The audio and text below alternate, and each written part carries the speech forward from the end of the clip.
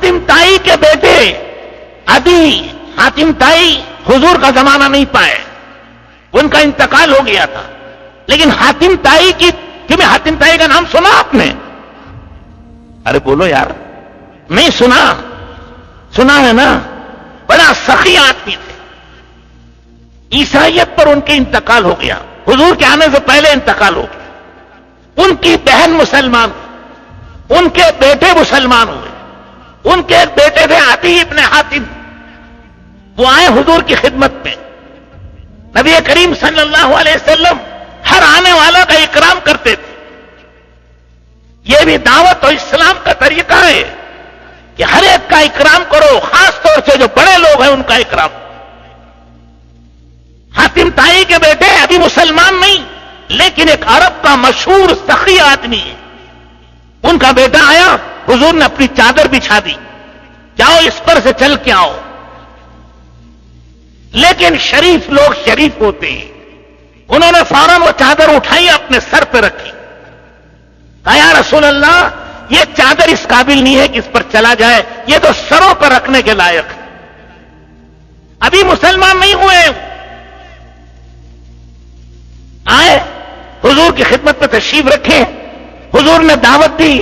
ان کا یہ خیال تھا کہ آزو بازو بیٹھنے والے سب غریب لوگ ہیں، پھٹیچر ہیں، پھٹے کپڑے، بھوکے پیاسے، اور میں ایک شہر کا رئیس، شہزادہ اور بڑا آدمی، ان کے ساتھ میرا کیسے گزر ہوگا؟ انہوں نے دعوت قبول کرنے میں ذرا ہچکچاہٹ کی اور خاموش بیٹھے رہے، تو حضور صلی اللہ علیہ وسلم نے فرمایا کہ عدی، میں بتاؤں تمہیں اسلام قبول کرنے سے کیا چیز روک رہی ہے؟ تو انہوں نے فرمایا بتائیے، آپ کو کیسے معلوم؟ میرے دل کی بات آپ کو کیسے معلوم ہو گئی؟ تو فرمایا کہ دیکھ، تیرے خیال یہ ہے کہ میرے اطراف بیٹھنے والے یہ صحابہ غریب ہیں، پھٹیچر ہیں، میرا گزر بسر ان کے ساتھ کیسے ہوگا؟ یہی سوچ رہے ہو نا؟ عدی ابن حاتم نے کہا ہاں میں یہی سوچ رہا ہوں۔ بات صاف صاف سیدھی سی۔ حضور اکرم صلی اللہ علیہ وسلم نے فرمایا کہ عدی سنو، اللہ جل شانہ اس دین اور دین کی محنت سے ایک دن وہ لائیں گے، کسرا کے خزانے فتح ہوں۔ کسرا کا نام سنتے ہی عدی ابن حاتم اچھل گیا، کہنے لگے کون کسرا؟ کسرا ابن ہرمز، جو ساری دنیا کی سب سے بڑی آج کی طاقت ہے۔ حضور نے فرمایا کہ ہاں، کسرا ابن ہرمز کے خزانے فتح ہوں گے اور تم بھی اس میں شریک رہو۔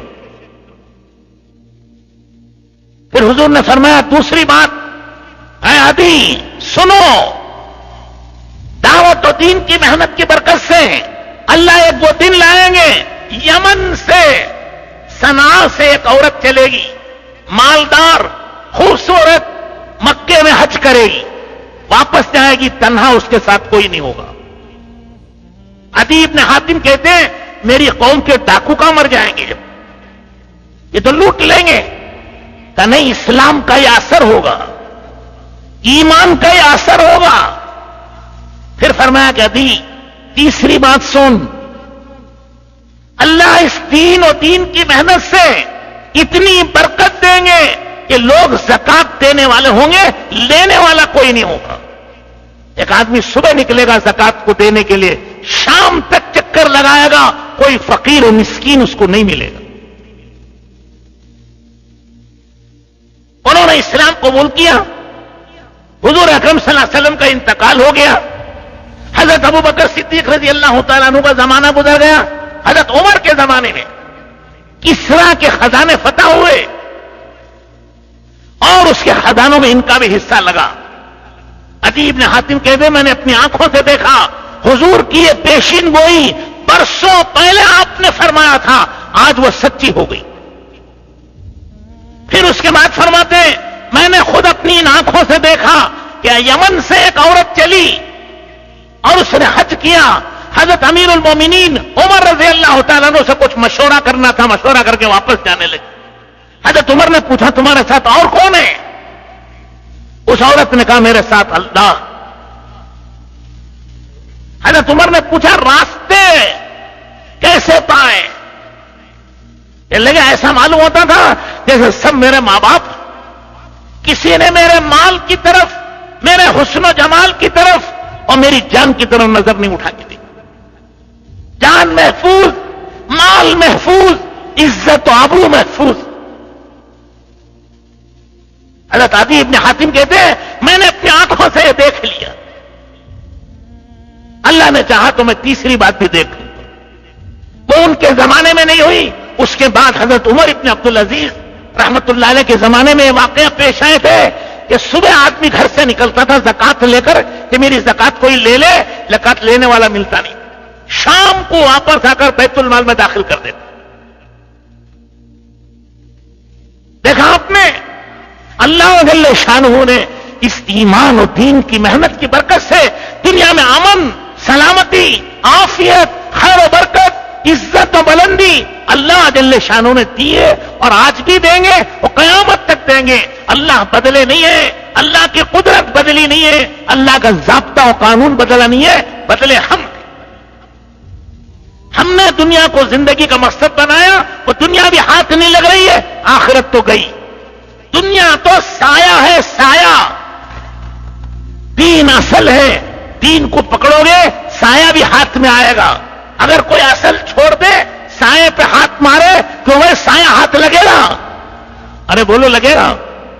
آدمی چل رہا ہے پیچھے کوئی سایہ پکڑے تو ہاتھ لگے گا. وہ زندگی بھر سر پٹک پٹک کر مر جائے گا، ہلاک ہو جائے گا، کبھی اس کے ہاتھ میں سایہ نہیں آ سکتا. ہاں اصل پکڑو، سایہ اس کے ساتھ ہے، سایہ اس کے ہاتھ میں آ جائے گا. دین پکڑیں گے اور دین پر چلیں گے، سایہ ہے دنیا اس کے ساتھ آتی چلی جائے گی. بزرگوں اور دوستوں اور بھائیوں، اس دعوت و تبلیغ کے ذریعے سے یہی عرض کیا جا رہا ہے کہ اللہ کے راستے میں نکل کر ان صفات کو ہمارے اندر اپنے ہم پیدا کریں گے اور اس کو دنیا میں پھیلائیں گے. اللہ جل شانہ آپس میں محبتیں، الفتیں پیدا فرمائیں گے اور اللہ تعالیٰ خیر و برکت کے دروازے کھولیں گے. یہ اللہ کا وعدہ ہے، ان تنصر اللہ ینصرکم ویثبت اقدامکم. اگر تم اللہ کے دین کی مدد کرو گے اللہ تمہاری مدد کرے گا. تم اللہ کے دین کا ساتھ دو گے اللہ تمہارا ساتھ دیں گے. تم اللہ کے دین کی حفاظت کرو گے اللہ تمہاری حفاظت کریں گے. جو معاملہ تم اللہ کے دین کے ساتھ کرو گے اللہ وہی معاملہ تمہارے ساتھ کرے. اللہ کے رسول علیہ السلام نے فرمایا ان اللہ وملائکتہ واہل السماوات والارض حتى الحوت في بحره والنملة في جحره ليصلون على معلم الناس خيرا. اللہ جل شانہ، اللہ کے فرشتے، آسمان کی مخلوق، زمین کی مخلوق، سمندر کی مچھلیاں، بلوں کی چونٹیاں، یہ سب کی سب دعا مغفرت کرتی ہیں اس کے لیے جو دنیا میں بھلائیاں پھیلانے کے لیے نکل اللہ کے راستے میں ایمان کی حیات کے لیے، اعمال کی حیات کے لیے، اخلاق کو پھیلانے کے لیے جو چلیں گے اللہ ان کے ساتھ. اللہ تعالیٰ کو یہ کہنا چاہتے ہیں، اللہ یہ کہہ رہے ہیں کہ میرے بندو اللہ کے راستے میں تم جماعت میں جا رہے ہو، اکیلے نہیں ہو، میں تمہارے ساتھ ہوں. میرے فرشتے تمہارے ساتھ ہیں، میری آسمان و زمین کی مخلوق تمہارے ساتھ ہے، سمندر کی مچھلیاں اور بلوں کی چونٹیاں تمہارے ساتھ ہیں. جب ساری خدائی اس کے ساتھ ہے تو کون اس کا بال پیکا کر سکتا ہے؟ میرے دوستوں، بزرگوں اور بھائیوں، ہمت کرو، ارادہ کرو اور نیت کرو، جب تک جیئیں گے انشاءاللہ دین کا کام کریں گے.